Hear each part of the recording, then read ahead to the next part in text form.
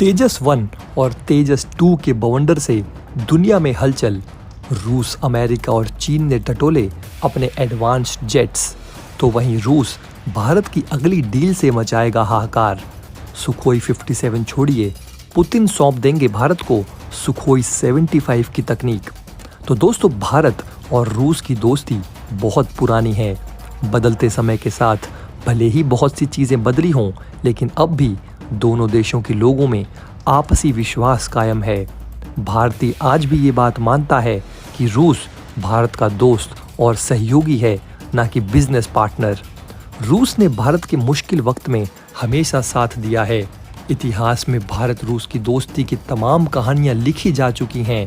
वहीं दोस्तों, ऐसे में आजकल अमेरिका और नाटो देशों में तनाव जो बढ़ रहा है, उसके बीच रूस अपनी सामरिक ताकत बढ़ाने में जुटा हुआ है।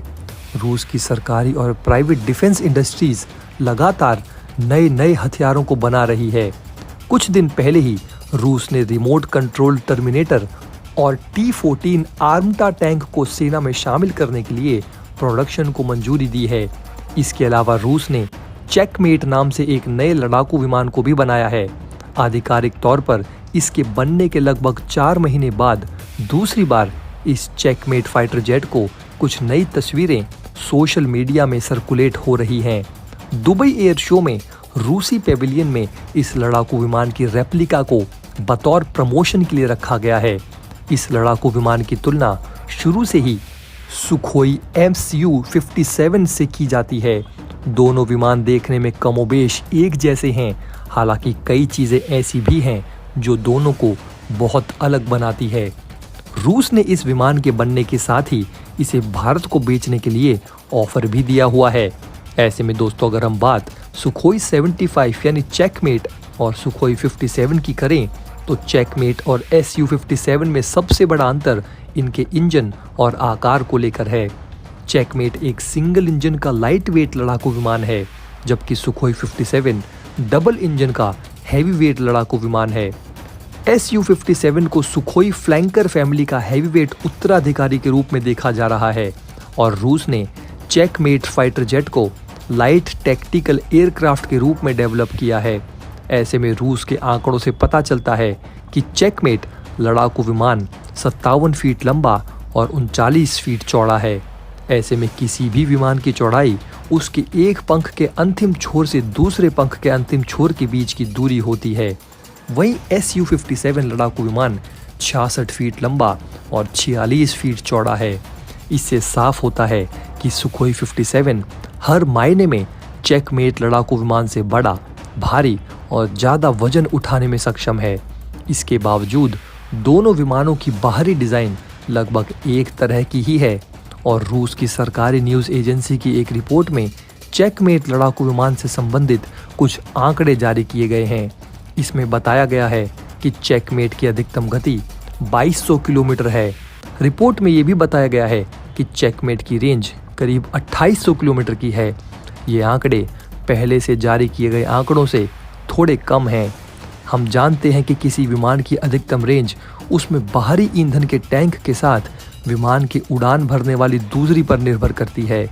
ऐसे में अगर लाइट वेट चेकमेट को अपने साथ ईंधन के ज़्यादा से ज़्यादा टैंक लेकर उड़ना भरना हुआ, तो उसे कम मात्रा में हथियारों को लेना होगा। इतना ही नहीं, अगर इन टैंकों को निकाला जाता है तो विमान में पहले से अधिक हथियार फिट किए जा सकेंगे, लेकिन इसकी रेंज घट जाएगी। ऐसे में दोस्तों, चेकमेट लड़ाकू विमान को अपनी श्रेणी में सर्वोत्तम होने का दावा किया जा रहा है। चेकमेट लड़ाकू विमान अपने साथ 7400 किलोग्राम तक के हथियारों को लेकर उड़ान भर सकता है। इस विमान में हथियारों को रखने के लिए 5 हार्ड पॉइंट भी बने हुए हैं। इनमें से 3 विमान के अंदर के वेपन बे में स्थित हैं। इस विमान के पंखों पर 6 अलग पायलन भी बने हुए हैं, जहां दूसरे हथियारों को फिट किया जा सकता है। ऐसे में चेकमेट किसी लाइट वेट फाइटर जेट की श्रेणी से थोड़ा ऊपर मीडियम वेट का फाइटर जेट ज़्यादा लगता है। इसमें सबसे ज़्यादा महत्वपूर्ण विमान की इंटरनल फ्यूल कैपेसिटी है। रूस ने इस बारे में अभी तक कोई जानकारी नहीं दी है। दरअसल इंटरनल फ्यूल पर ही निर्भर करता है कि वो विमान कितनी दूरी तक आराम से उड़ान भर सकता है। ऐसे में एक इंजन वाला सुखोई चेकमेट अपने अंदर विमान हथियारों को छिपाए रखता है, जिससे उसके रडार पर पकड़े जाने की संभावना नहीं रहती है। इसी वजह से इसे 5वीं जनरेशन का लड़ाकू विमान माना जा रहा है। इस विमान के पास लगाए गए डिस्प्ले में कहा गया कि चेकमेट फाइटर जेट में R-73 anti air missile, R-77 anti air missile और KH-59 MK anti ship cruise missile लगाई जाएगी। इसका मतलब ये हुआ कि इस विमान को हवा में अपनी उड़ान हासिल करने और दुश्मन के जमीनी लक्ष्यों को निशाना बनाने के लिए किया जा सकता है। यही नहीं, चेकमेट अपने हथियारों के जखीरे में मिसाइल के आकार के ड्रोन को ले जा सकेगा। ये विमान 2.2 मैक की स्पीड से 54,000 फुट की ऊंचाई पर उड़ान भर सकेगा। तो दोस्तों, जैसा कि मैंने आपको बताया कि रूस ने अपने अत्याधुनिक विमान चेकमेट का ऑफर भारत को भी दिया है। ऐसे में इस कार्यक्रम के ऑफिशियल वीडियो में दिखाया गया है कि चेकमेट को निर्यात के लिए बनाया है और इस विमान को भारत, वियतनाम और अर्जेंटीना को बेचा जा सकता है। वहीं रूस के डेप्यूटी पीएम यूरी बोरिसोव ने कहा कि इसे निश्चित रूप से अफ्रीकी देशों भारत और वियतनाम के लिए बनाया गया है। इस तरह की विमान के लिए मांग बहुत ज़्यादा है। ऐसे में हमारा अनुमान है कि आने वाले भविष्य में 300 से ज़्यादा फाइटर जेट बेचे जाएंगे। दोस्तों, आपको बता दें कि भारत रूसी हथियारों का बहुत बड़ा खरीदार है। भारत ने रूस की सुखोई और मिग कंपनियों से अब तक कई श्रेणी के फाइटर जेट खरीदे हैं। भारत अभी मिग-21, सुखोई 30 MKI, मिग-29 लड़ाकू विमान इस्तेमाल कर रहा है। ऐसे में जल्द ही भारतीय वायुसेना की मारक क्षमता में बढ़ोतरी होने वाली है।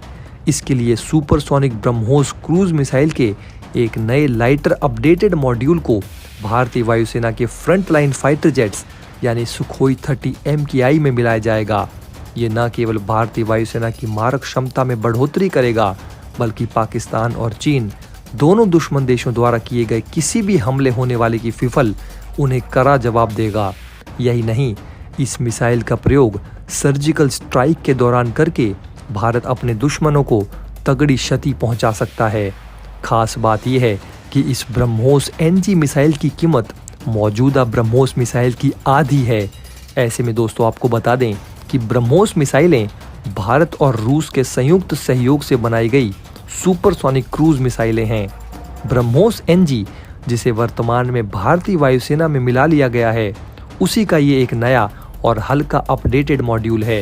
ये न केवल भारतीय वायुसेना की भविष्य की जरूरतों को पूरा करेगा, बल्कि दुश्मन सेनाओं की किसी भी नापाक योजना के लिए एक कठिन चुनौती बनेगा।